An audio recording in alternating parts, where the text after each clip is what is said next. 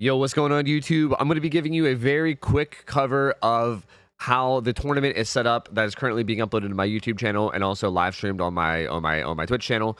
I'm just going to quickly go over things as fast as I can that kind of covers how the scoring works, how the killers are selected, and also how the bracket works. So if you guys already know how double elimination works, you can skip the end of this video. I'll probably do some quick time stamping because I'm just going to explain how double elimination works. So if you already know that, you can skip that section. I'm going to be covering everything else as quickly as I can. Okay, so let's get into the scoring.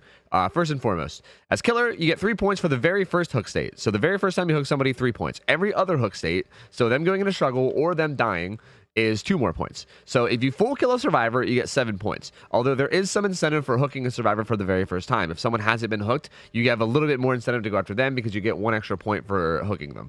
If a survivor dies, you get 7 points. So if all 4 survivors die, you get a total of 28. That's a total possible. Also, if a survivor dies in any other way, if the survivor basically dies at all, you get the total possible points. You get the full 7. It doesn't matter if they bleed out, if they die from a Mori, however they die. If they're dead, you get 20. You get the full 7 points. For survivor, they get 2 points per gen completed, and then they also get points if they escape, depending on how many hook states they have left. For instance, if they were on death hook, they would only be getting 1 point. If they hadn't been hooked at all the whole game, then they would be worth 3 points. This is actually really important and will come into play very, very often, as you'll see that killers will make it a point to target survivors that haven't been hooked yet because they're obviously worth more points because they get, if they can full secure the kill, they get the total 7. It also denies the survivors points because they get less for them escaping. So you're going to find that hook states are going to become very, very important in terms of how the strategy is played out. And that's pretty much the scoring. It's really that simple. This is where the killer selection happens, and we're going to discuss this real quick as well. Basically, there's 3 different pools of killers that you can choose from. There's pool 1, pool 2, and pool 3. You can see the pool 1 has the majority of the strongest killers in the game, right? These are very, very strong killers. And these other 2 kind of have a mix of, decently strong, like still pretty viable, but not insanely strong killers. So basically, the way this works is that when the week starts, teams get told what team that they're going to be playing against. They have to then choose a killer to go against that team. For instance, this screen is an example. These picks are not accurate, so don't think that this is what's actually coming up. But we have Jinx versus SK coming next week. So both teams are approached, and Jinx is asked is asked which killer they would like to play against ZK. ZK is asked which killer would be played against Jinx. They basically pick their killer, and then their killer player will go against the other team's survivors. So Jinx's killer, in this example, Jinx selected Pyramid Head, which means Jinx's killer player will play Pyramid Head against the 4 survivors from ZK. And in this situation, ZK selected Billy, which means their killer will play Billy against 4 survivors from Jinx. And then basically they tally up the points, and whoever gets the most points between the 2 matches wins. In the case of a tie, they just completely redo both matches. But this is where it gets kind of spicy, because you're only allowed to pick 2 killers out of each pool. But also, once you pick a killer, you cannot use them again.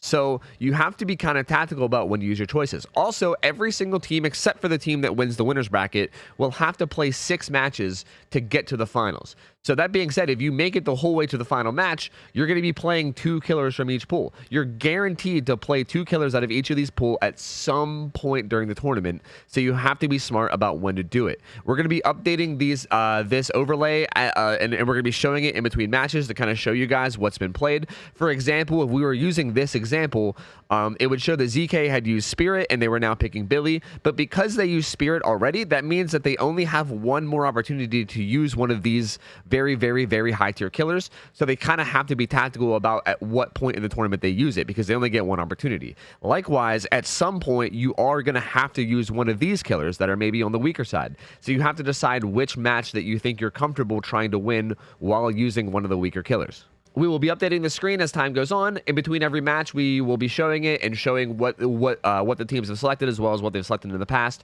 That way we can kind of talk about their strategy as far as which teams they decided to use their strong killers against and which teams they decided to use their weaker killers against. I think it's neat and adds a whole lot of depth to like the strategy of like when to choose what.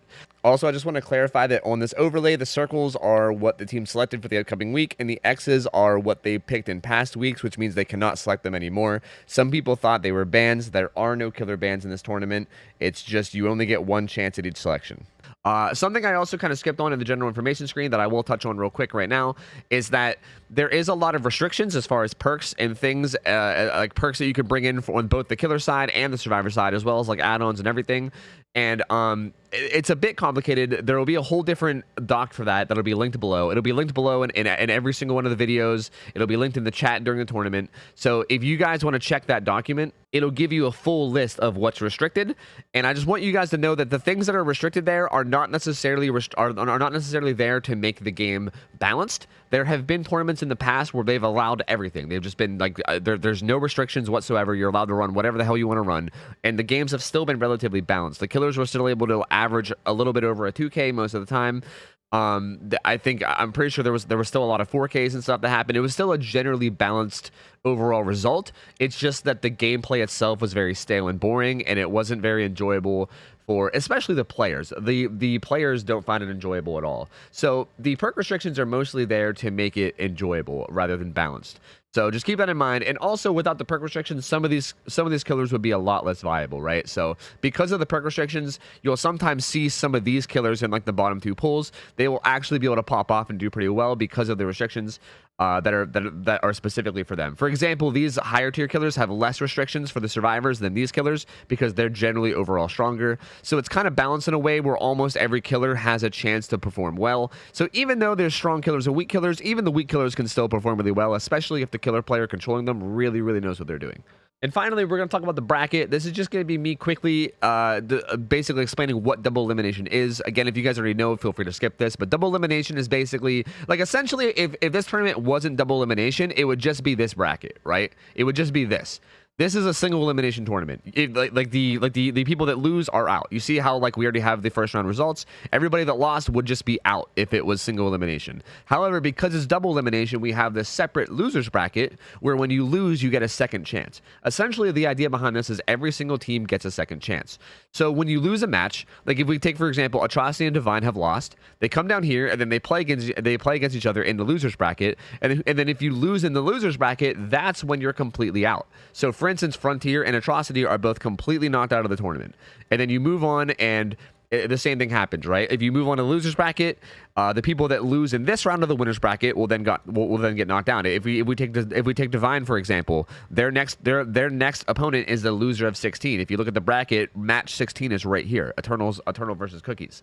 So whoever loses this match will go against Divine, and then they will fight for the tournament life, and one of them will be knocked out entirely. Another one will advance. So essentially, this is like the second chance bracket, and eventually, someone in the second chance bracket is gonna be, is gonna win the second chance bracket. And what happens is they get brought up.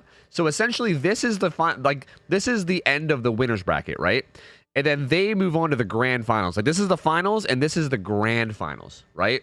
So what happens is, I'll give an example. Say Jinx, the #1 seed, goes the whole way to the grand finals. Say they win every single match in winners bracket, right? And they end up right here. And then we'll just say Trauma, since they're #2 seed. We'll say they unfortunately lose at some point, and then they fly through the losers bracket and beat everybody. And then they end up coming up here to be the winner of the losers bracket. It's a very interesting situation because Jinx has not lost yet, right? Because the whole idea of this format is that everybody gets a second chance. Everybody has to lose twice before they're eliminated. So Jinx, being the team that wins the winners bracket, has not lost, and Trauma has lost once, which means in this weird situation here, the winners bracket team only has to beat the losers bracket team one time, whereas the losers bracket team has to beat the winners bracket team twice because they haven't lost yet. So if they lose to, if they in that situation, if Trauma would beat Jinx, then Jinx would technically move down to the losers bracket, which would then all that would be left is Trauma. So they basically have to beat them twice to win. So it's kind of an interesting format. Essentially, every team gets a second chance, which is especially nice because it's a best of one format, and all it takes is one bad killer game or something, or one bad survivor game for your whole tournament to be over. So instead, we're kind of giving them a second chance, and that's essentially how it works. All right, I tried to make that as brief as possible. Hopefully I did a good enough job. If you guys have any more questions about things in the tournament, feel free to let me know in a comment, and I can try to clarify anything that I can. But I think that basically covers as much as I can. Again, there will be a document linked below, so feel free to check that as well. It also has a lot of good information in it. Thank you guys for watching. Hope you guys enjoy the tournament. Have a good one. Take care. See you.